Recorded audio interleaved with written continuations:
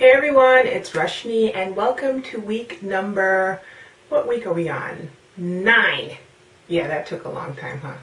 That's how my mind feels right now. So yesterday was my 9-week mark. My boobs are killing me and I never go without a bra. Yes, I dressed up for the video. This is a bra showing and it's extremely soft and comfortable. I'm still having difficulty with nausea even though I've been given medication by the doctor.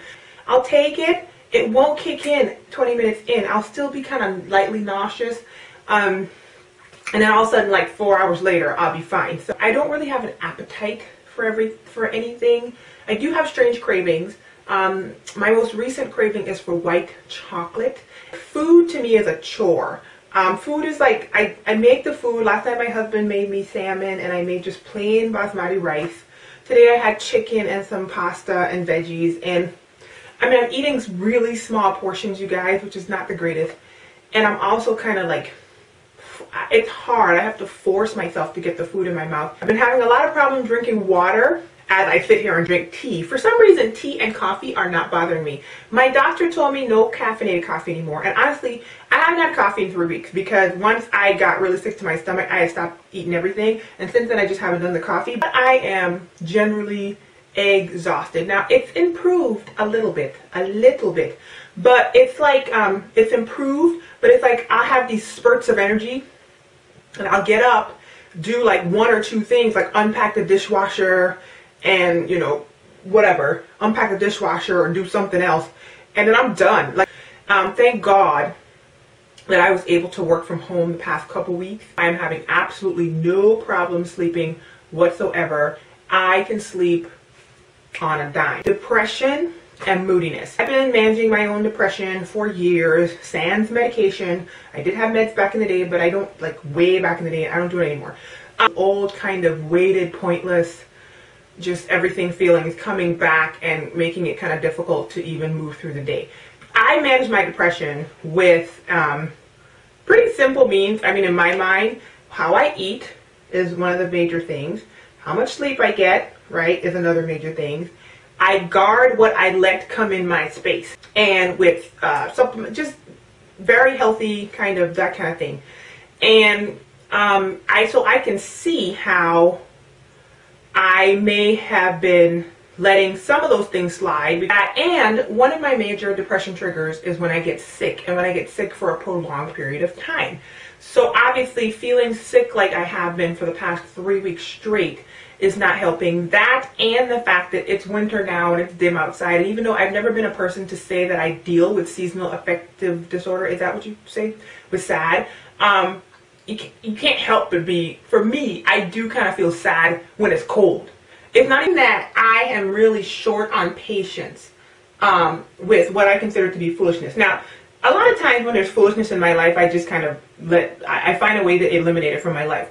But there are some ways, and let me specifically say, there are some people who I cannot eliminate, or I choose not to eliminate. Like, I'm finding that sort of person who in the past I was able to put some frosting on, some grace and mercy, that sort of person is annoying the flipping daylights out of me nowadays, okay? And I can't even find my frosting anymore. I can't find my grace and mercy. I did purchase my first things for baby. My husband and I want to tell my mother and father in person, and brother, when we are in the Virgin Islands over the holidays.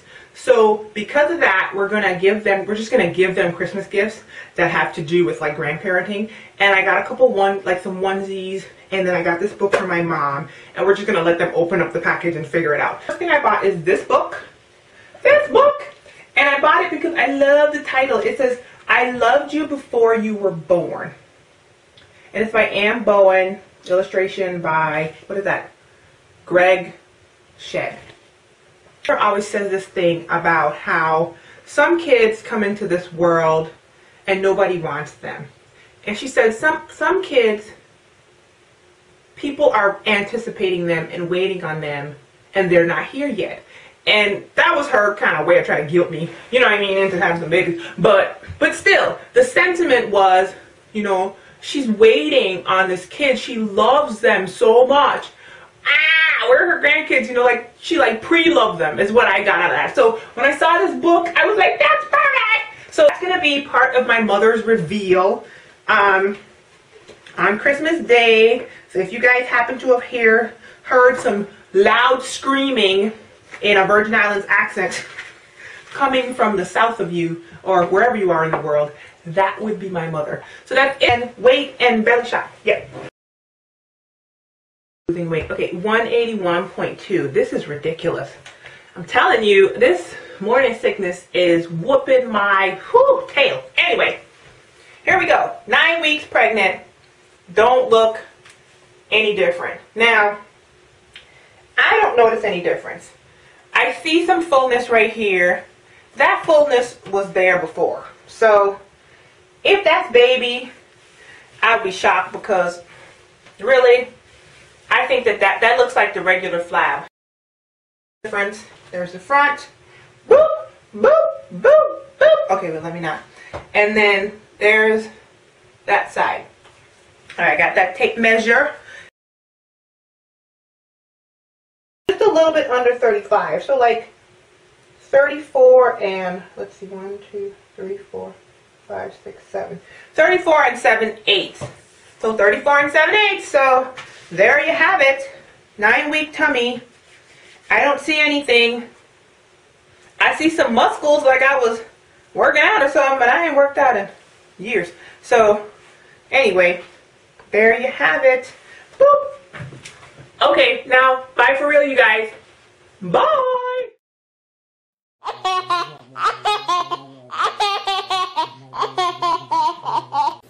Bye.